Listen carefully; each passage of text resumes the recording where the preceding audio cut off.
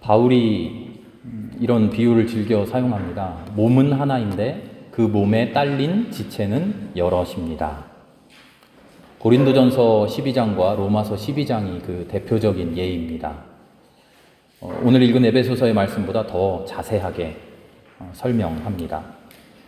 각각 서로 다른 그 존재들이 하나하나 모여서 전체를 이룬다는 거죠. 한 몸에는, 거꾸로 말하면 한 몸에는 여러 가지 부분들이 있습니다. 그런데 그 부분들이 각각 서로 다른 존재로서의 의미가 있고 존재에 다름이 있을 뿐이지 그 존재의 가치에는 차이나 차별 없다. 좋고 나쁜 것도 없다 하는 그런 말씀이죠. 제대로 된 한 몸을 이루려면 수많은 지체들이 필요하죠. 눈도 있어야 되고 코도 있어야 되고 손도 필요하고 발도 필요합니다. 우리는 쓸데없다고 생각하기도 하는 맹장도 하나님 만들어 주셨더라고요. 맞는 말입니다. 그런데 문제가 있어요. 논리적으로는 이치적으로는 맞는 말이에요. 우리가 끄덕끄덕해요. 그런데 내가 무슨 지체냐? 나는 그 수많은 지체 중에 나는 무엇이냐 하는 문제 앞에서는 우리가 고민하게 된다는 겁니다. 한 존재는 수많은 존재로 이루어져 있습니다. 수많은 지체로 이루어졌습니다. 각각의 지체는 저마다의 가치가 있습니다. 저마다의 중요함이 있습니다. 거기까지는 끄덕끄덕하지만 그 다음 나는 어떤 지체일 것이냐 에서는 멈칫하게 된다는 거죠. 왜 그럴까요? 나라고 하는 존재가 지니고 있는 마음, 나의 성향, 나의 호불호, 나의 욕심, 욕망, 나의 소망, 실제적인 내가 가진 능력, 나의 기능, 이런 모든 것과 미묘하게 연결되어 있기 때문이죠. 모든 사람들이 다 똑같은 능력을 지니고 있지도 않습니다. 그럴 뿐더러 모든 사람들이 다 똑같은 소망을 가지고 있는 것도 아닙니다. 지하철만 타봐도 그래요. 끝자리 좋아하는 사람이 있고 가운데 자리 좋아하는 사람이 있는데 모든 사람이 끝자리 좋아하지도 않고요. 모든 사람이 다 가운데 자리 좋아하지도 않아요. 심지어는 그 능력과 소망이 상치되기도 해요. 가지고 있는 능력과 자기가 원하는 게 전혀 다르기도 해요. 요즘 방송에도 많이 나오는데요. 젊은 사람들 사이에서 MBTI라는 게 유행하고 있어요.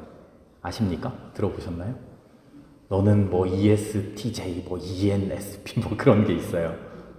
이게 뭐냐면 마이어스 브릭스라고 하는 사람이 뭐 심리를 연구하는 사람인데요. 여러 가지 기준에 따라서 사람의 성격을 유형별로 나누어 놨어요. 외향적인 사람입니까? 내향적인 사람입니까? 어떤 일 앞에서 감정이 먼저 치우칩니까? 아니면 논리적으로 따집니까? 판단하려고 합니까? 아니면 내가 적응해서 무언가를 해내려고 합니까? 그런 여러 가지 기준에 따라서 이 사람의 성향을 나눠 놓은 거예요. 그렇게 나눠 놓다 보니 16가지의 성격 유형이 나온다 그래요. 원래는 이것이 사람을 잘 이해하기 위한 도구였어요. 사람을 이해해 보려고 이런 사람도 있고 저런 사람이 있는데 당신은 이런 특징이 있는 사람이군요. 이해해 보려고요.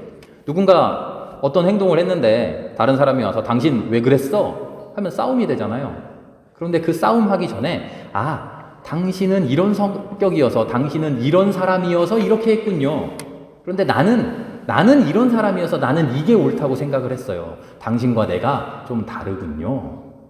원래의 목적은 이거였죠. 그런데 이 MBTI가 요즘은 젊은이들 사이에서 무슨 사주팔자 보듯이 유행해요. 실제 전문 상담가를 통해서 하면 1시간 넘게 걸리는 판별 도구인데요. 인터넷에 들어가 보면 5분, 10분 만에 대답 몇 개 뚝딱 나와요. 그거 가지고서 너는 이렇네, 나는 이러네, 너는 이런 사람이야, 난 이런 사람이야 하고 너랑 나는 안 맞아, 너는 뭐 이런 유형이어서 넌 그렇게 행동하는 거야 하고 사람마다 그런 이야기들을 장난처럼 나눠요. 낙인 찍기, 너는 이렇게 할 거야, 너는 그런 놈이야. 사람마다 서로 다르다는 이야기를 하려다가 좀 딴 얘기를 했는데요. 누군가는 간절하게 바라는 소망이 다른 사람에게는 전혀 쓸데없는 것이기도 해요. 누군가는 자기가 가진 능력을 10분 발휘하고 싶어 하는가 하면 누군가는 자기 능력하고는 상관없이 하고 싶은 일을 하려고 해요. 능력은 없지만 말이죠. 누군가는 하는 일이 성공해야 기뻐하는가 하면 누군가는 실패하더라도 해보는 게 중요해요. 누군가는 남들 앞에 드러나서 남 앞에 이렇게 이목을 받으면서 집중을 받으면서 일하는 것을 좋아하는가 하면 누군가는 그게 쑥스럽고 싫어서 뒤에서 조용히 일하는 것을 좋아하기도 해요. 수많은 사람들이 있어요. 사람마다 다 달라요. 심지어는 한 사람도 이랬다 저랬다 해요. 이럴 때가 있고 저럴 때가 있어요. 고린도 전서를 보면 몸의 지체의 비유를 매우 길게 이야기해요. 12장인데요. 13장, 사랑장 바로 앞에. 고린도 교회의 상황이 그랬습니다. 사람마다 서로 다른데 그 다른 것을 인정하지 않고 받아들이지를 못해요. 그러면서 티격태격 싸우는 거죠. 서로 다른 것을 놓고 누가 잘났냐, 누가 높냐, 누가 낮냐 그런 다툼이 일었어요. 바울은 고린도 교회에 편지합니다. 누가 잘났냐, 누가 못났냐 그런 거 아닙니다. 서로 다른 거죠. 그 다른 것을 받아들여 보십시오.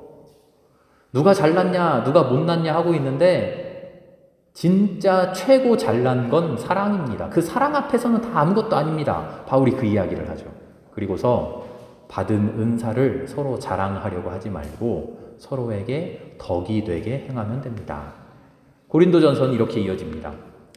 훌륭한 권면인데 한편으로는 제 개인적으로 조금 아쉬워요. 질서 있게 행하십시오. 서로 다른 것일 뿐입니다. 서로에게 덕을 세워주십시오. 아주 훌륭한 권면인데 질서가 파괴된 이유, 덕스럽게 행동하지 못한 이유, 그것을 정확하게 집어주지는 못했어요. 고린도전서는 말이죠. 그런데 오늘 에베소서를 보니까요, 그 에베소서가 정확하게 집어주고 있어요. 설교를 준비하다 보니까요, 이런 상황마저도 몸의 지체에 비유하고 딱 맞아 떨어지는 것 같아요. 바울이 하는 이야기가 이거죠. 이런 지체가 있고 저런 지체가 있어서 서로 역할이 다르고 하는 일이 다릅니다. 이게 잘난 것처럼 보이기도 하고 저게 잘난 것처럼 보이기도 하고 이게 높은 것처럼 보이기도 하고 이게 낮은 것처럼 보이기도 합니다. 그러나 그 모두가 연합하여 하나를 이룹니다. 온전한 하나를 이룹니다. 성경도 그렇더라고요. 고린도전서가 매우 훌륭한 이야기를 하는데 한편으로는 고린도전서에도 부족한 부분이 있어요. 아쉬운 부분이 있어요. 그런데 에베소서를 봤더니 그 아쉬운 부분을 탁 채워주는 거죠. 에베소서는 분량이 작아요. 5장 6장밖에 되지 않아요. 에베소서가 놓치는 수많은 이야기들이 있겠죠. 그것을 또 고린도전서가 보완해줘요. 아, 성경도 이렇구나. 성경도 이런데. 복음서도 그렇잖아요. 복음서도 내 복음서가 서로 간에 각각의 보는 시야에 따라서 온전한 예수님을 온전하게 전해주려고 서로가 노력하고 있잖아요. 그러다 보니 복음서 사이에도 상충되는 부분이 있어요. 서로 다른 부분이 있어요. 어느 복음서를 보면 예수님이 예루살렘에 6월절 지키러 올라간 게 한 번 올라갔다 하는데 다른 복음서를 보면 3번 올라가요. 하나는 맞고 하나는 틀리죠? 그런가요? 아니죠. 서로가 서로를 보완하고 있는 거죠. 그 모두가 모여서 온전한 하나를 이루는 거죠. 어느 복음서를 보면 기적을 일으키신 다음에 여기를 가는데 다른 복음서를 보면 이게 먼저예요. 어떻게 된 거예요? 하나는 맞고 하나는 틀려야 되잖아요. 아니라는 거죠. 바울이 이야기하는 것처럼 뭐가 맞고 뭐가 틀리냐 그런 이야기가 아니라 그 모든 것이 온전한 하나를 이루기 위한 필요한 반드시 중요한 부분들이다 하는 겁니다. 고린도전서에서 아쉬웠던 부분, 왜 나의 은사도 훌륭하고 나의 은사도 아름다운 지체인데 그 지체로 나는 만족하지 못할까? 왜 그것 가지고 내가 높으니 내가 잘났니 못났느니 덕을 세우지 못할까? 그 문제를 우리 오늘 에베소서가 이야기해 주는 거죠. 서로 다른 역할과 다른 기능이 있습니다. 서로 달란트가 다르고요. 능력이 다릅니다. 알겠습니다. 전체적으로 그렇다는 거 이해했어요. 그런데 우리가 당면하는 문제는 전체적으로 어떻다 하는 게 아니라 그건 알겠지만 지금 내가 살아가는 나의 삶은 그 전체를 살아가는 게 아니라 나의 삶 일부분을 살아가잖아요. 나에게는 이게 전체란 말이에요. 그래서 멀리서 봤을 때는 눈도 중요하고 발도 중요합니다. 손도 중요합니다. 라고 말하지만 눈이 된 나는 왜 나는 눈이어야만 하는가? 그것을 가지고 평생을 고민하게 된다는 거죠. 하나님은 왜 우리에게 그런 한 가지 지체로서의 삶을 정해주셨을까? 이 문제에 대한 해답을 우리 에베소서를 통해서 찾아보자는 겁니다. 서로 다른 역할과 다른 기능이 있어요. 서로 다른 달란트를 받았어요. 능력도 달라요. 문제는 내가 원하는 것과 하나님이 주신 것이 다르다는 거죠. 하나님이 주신 것과 내가 원하는 것이, 내가 하고 싶은 것이 정확하게 맞아떨어지지 않아요. 하나님은 야속하게도 내 마음에 꼭 맞게 주지 않으셨어요. 그래 놓고서는 너에게 가장 좋은 것을 줬다라고 말씀하셔요. 그래서 우리는 고민하게 되는 거죠. 이 고민을 우리의 신앙의 표현으로 하자면요, 능력대로 원하는 삶을 살아갈 것이냐, 아니면 맡은 대로, 주신 대로 순종할 것이냐. 전통적으로 이 문제의 해답은 정해져 있었어요. 뭐죠? 주신 대로 순종해라. 그렇죠? 그런데 그 순종에 조건이 있었어요. 전통적으로 가르쳐준 순종은 뭐였냐면, 이의를 제기하지 말고, 내가 원하는 건 이건데 왜 이거 주셨습니까? 라고 이의를 제기하는데, 거기에 전통적인 순종이라는 해답은 네가 원하는 거 내려놔라. 하나님, 나는 능력이, 난 달리기를 잘하는 사람인데 왜 나한테 노래하라고 하십니까? 당연하죠. 나는 노래를 잘하는 사람인데 왜 그림 그리라고 하십니까? 나에게 주신 것과 나에게 맡겨진 일이 다를 때 우린 당연히 이의를 제기할 수 있죠. 그런데 전통적인 해답은 그렇지 않았다는 거예요. 이의를 제기하지 말고 그저 하라는 대로 해. 아까 아침에 선교 이야기했던 것처럼 회초리로 두드려 가면서 그저 구구단 외우게 만들었다는 거예요. 목에 칼을 들이밀면서 예수 믿어 했다는 거죠. 우리는 그런 식의 순종을 배워왔습니다. 그런 식의 순종을 배워왔기 때문에 하나님이 나에게 주신 은사, 그 은사와 하나님이 나에게 허락하신 그 삶과 내가 원하는 것이 충돌될 때 정답은 알고 있지만, 내가 순종해야 되고 내가 나의 것을, 나의 욕심을 버려야 된다는 것은 알고 있지만, 그 정답 뒤에 뭔가 풀리지 않는 찜찜한 것이 계속 남아있는 거예요. 왜? 우리는 강제적인 순종을 배워왔으니까요.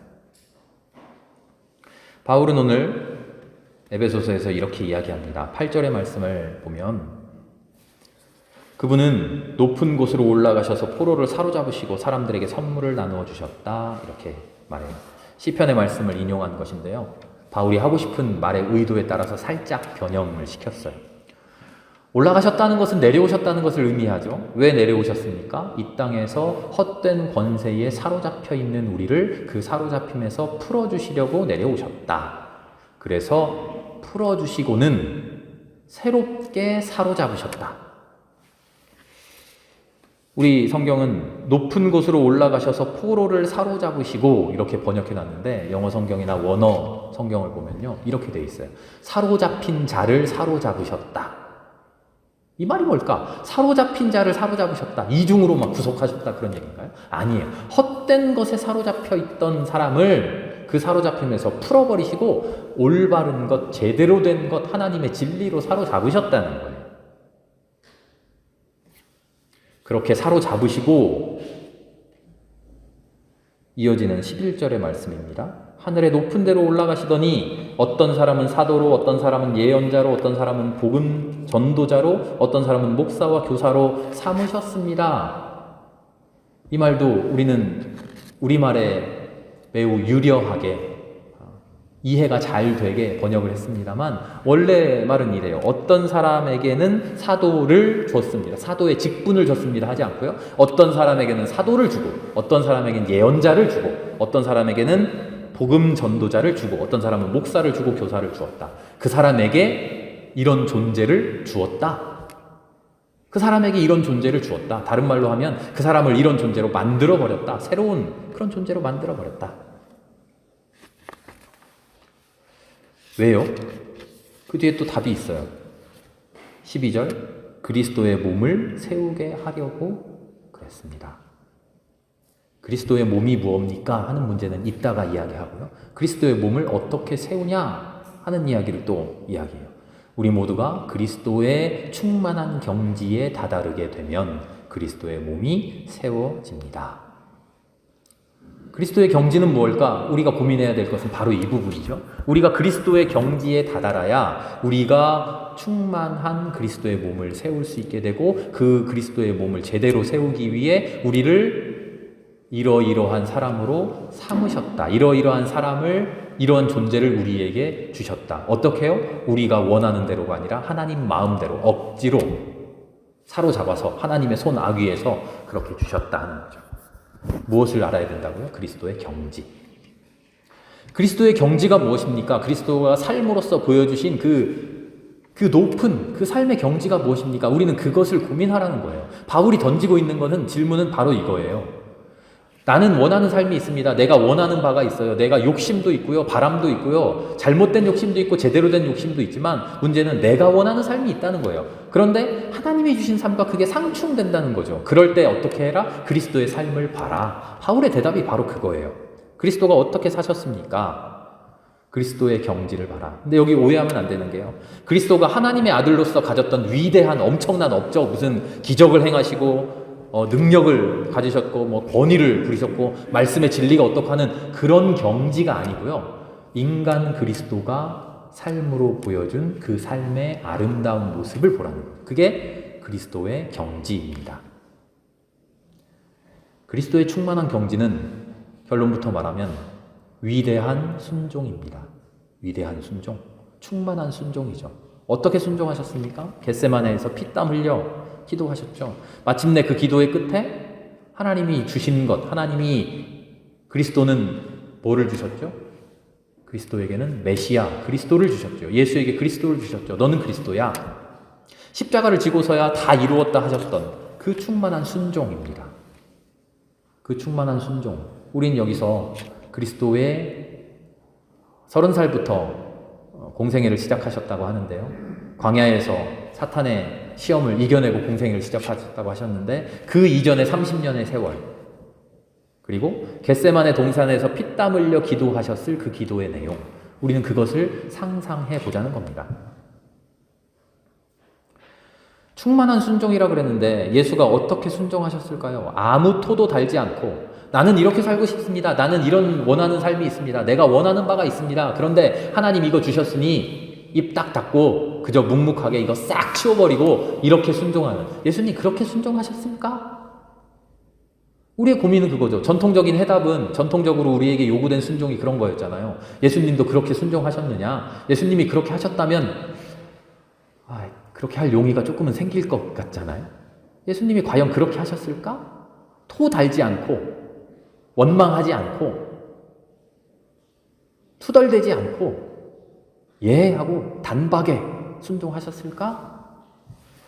저는 겟세마네에서 예수님의 기도를 성경을 적으니가 피땀 흘려 기도했다라는 그 표현 속에 간절히 기도했다, 예수님의 기도가 대단했다라는 것보다 예수님이 피를 토하듯 그 순종할 수 없는 자기의 모든 마음을 쏟아냈다. 그런 표현이 아닐까 생각해 봅니다. 싫다고, 무섭다고, 마음에 안 든다고, 외면하고, 도망가고, 투덜대고, 왜 하필 나예요? 왜 하필 이런 일을 해야 됩니까? 왜 하필 다른 사람 보세요. 다른 사람은 이렇게 살잖아요. 그렇게 사는 게 지 맘대로 사는 게 아니라 하나님이 그렇게 허락해 주셨잖아요. 나에게도 그거 허락해 주시면 되는 건데 왜 그거 허락 안 해주고 이거를 하라 그럽니까? 원망하고 따지고 그런 인간적인 모든 일들을 충만하게 다 하고서 충만하게 다 뱉어 놓고서 원망할 만큼 다 해놓고서 그리고서 얻어낸 결론이 순종이라는 거죠. 그래서 충만한 순종입니다. 그래서 가득한 순종입니다. 그럴듯한 걸로 권위로 능력으로 가득한 그런 순종이 아니라 예수님은 예수님이어서 우리가 못하는 한마디 딱 하자마자 네 알겠습니다 하는 그런 순종이 아니라 예수님의 순종이야말로 인간적으로 뱉어낼 수 있는 하나님께 반역할 수 있는 하나님의 말씀에 반대할 수 있는 모든 것을 쏟아놓은 뒤에 그런 인간적인 부족함과 인간적인 반역과 인간적인 반대들을 다 충만하게 쏟아낸 뒤에 그것으로 가득한 중에 마지막에 선택된 것이 순종이었다는 거죠. 그래서 예수님의 순종이 위대하고 그래서 예수님의 순종이 우리가 따라야 할 경지인 거죠. 그런 충만함에도 불구하고 마침내 순종을 선택한 그런 순종. 그것이 그리스도의 충만함의 경지입니다. 우리가 하나님 앞에 하나님이 주시는 일을 선뜻 받아들이고 순종하지 못하는 이유가요. 억지로 된 순종을 하기 때문이에요. 억지로 순종을 하기 때문에 내가 신앙이라는 이름으로 미뤄두었던, 신앙이라는 이름으로 알겠습니다 하고 포기했던 것들이 사실은 포기되지 못하고 남아있는 거예요. 왜요?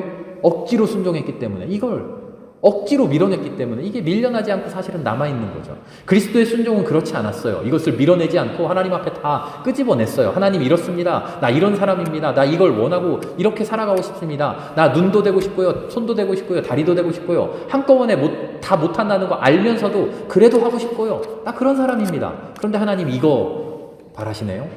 하나님 이거 원하시네요. 어떻게 해야 될까요? 풀릴 때까지. 그렇게 하나님과 이야기를 나눈 거죠.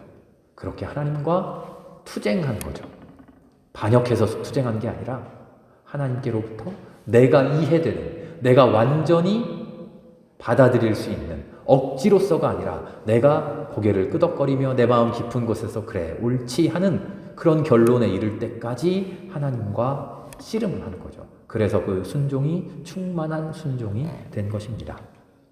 그게 그리스도의 충만함의 경지죠. 그런 그리스도가 세워지는 일, 우리가 그런 작은 그리스도로서 하나하나 세워지는 일, 그런 작은 그리스도들이 하나하나 모여서 온전한 그리스도의 몸이 세워지는 일, 그것이야말로 하나님이 원하시는 하나님의 나라다. 바울은 지금 그렇게 고백하고 있는 거예요. 그래서 우리에게 이야기하는 거죠. 여러분의 마음속에 있는 그런 하나님의 명령과 상충되는 것 있잖아요. 그것 억지로 밀어놓고 억지로 밀어내고 순종하려고 하지 말고요. 나는 하나님이 발 삼아주셨으니 손 되고 싶은 마음 그냥 억지로 버려버리고 그냥 발이나 돼야지, 발로서 살아야지 하고, 때로 울컥울컥 솟아나오는 나는 왜 손이 되지 못했을까? 하나님 왜 나를 굳이 손이 되고자 하는 열망을 꺾으셨을까 하는 그런 마음을 내리누르면서 그렇게 순종하는 삶이 아니라 그 모든 것을 하나님 앞에 내려놓고 하나님의 응답을 들으며 마침내 기쁨으로 순종한 그 기쁨, 그 순종, 그 경지에까지 우리 모두가 이르기를 바울은 바라고 있는 거죠. 우리를 흔들리게 하는 인간의 속임수, 간교한 술수, 온갖 교훈과 풍조, 거기에 흔들리지 맙시다. 바울은 이렇게 이야기합니다. 우리 그 순종을 막아서는 모든 인간적인 것들이죠. 인간의 속임수, 간교한 술수, 온갖 교훈, 풍조 이런 것들을 싹 없애버립시다 하지 않아요. 바울의 말을 잘 봐야 됩니다. 우리에게 닥쳐옵니다. 그 닥쳐오는 것을 닥쳐오지 않게 밀어내버리고 그런 것, 인간의 속임수 없는 곳에서, 간교한 술수 없는 곳에서, 온갖 교훈과 풍조에서 벗어나서 순종하십시오 하지 않아요. 거기에 맞서 흔들리지 않으면서 순종하십시오. 그 말은 인간의 속임수 덮어쓰고 간교한 술수 다 당하면서 온갖 교훈과 풍조 들으면서. 세상만이 그런 이야기를 할까요? 아니요. 더 가장 큰, 가장 강력한 속임수, 술수, 교훈과 풍조는 내 스스로에게서 솟아나겠죠. 그 모든 것들을 다 감내하고 인내하면서 그렇게 순종합시다. 13절 하나님의 진짜 목적이 드러납니다. 너는 예언자가 되어라, 너는 전도자가 되어라, 교사가 되어라, 목사가 되어라가 아닙니다. 그렇게 삼아주셨는데 그 삼아주신 그 삶을 우리가 순종하며 충만하게 순종하며 걸어가는, 살아가는 일로 인해서 너는 어떻게 되어라? 하나님을 믿는 일과 하나님의 아들을 믿는 일과 하나님의 아들을 아는 일에 하나가 되어서 온전한 사람이 되어라. 훌륭한 교사가 되어라, 훌륭한 목사가 되어라, 훌륭한 예언자가 되어라, 훌륭한 전도자가 되어라. 그렇지 못하면 너는 실패한 인생이다. 그런 이야기 하지 않아요. 우리에게 그 삶을 맡겨주셨는데 그 삶을 맡고 순종하는 과정에서 우리가 온전히 순종하게 되면 너는 하나님의 아들을 온전하게 믿는 사람이 된다. 너는 하나님의 아들을 온전하게 아는 사람이 된다. 그런 사람이 되면 된 것이다. 그게 내 목적이다. 하나님 그렇게 말씀해 주시는 거죠. 바로 여기에서 우리의 마음이 풀리지 않을까요? 하나님 억지로 눈을 삼아주신 게 아니라, 하나님 억지로 발을 삼아주신 게 아니라 그 발의 삶을, 그 눈의 삶을 감내하고 인정하고 받아들이는 그것을 통해서 온전한 하나가 되게 만들어주셨다는 겁니다. 온전한 한 인간이 되게 만들어주셨다는 거예요. 그리스도인이 된다는 것, 우리는 하나님께 사로잡힌 사람입니다. 하나님께 사로잡혀서 주신 것을 살아가면 됩니다. 하나님 나라의 충만함에서 내게 주신 것을 맡아서 살아가면 됩니다. 열매를 맺겠다고만 고집하는 것이 아니라 싹을 틔우고 줄기를 뻗고 가지를 대고 하는 일에 충성하며 순종하며 살아가면 됩니다. 그러면 하나님이 주시는 아름다운 열매가 그 이파리부터 그 뿌리부터 이미 주렁주렁 달려 있었음을 우리는 알게 될 것입니다. 그 열매에 하나님과 함께 기뻐할 수 있는 우리가 되기를 바랍니다. 함께 기도하겠습니다.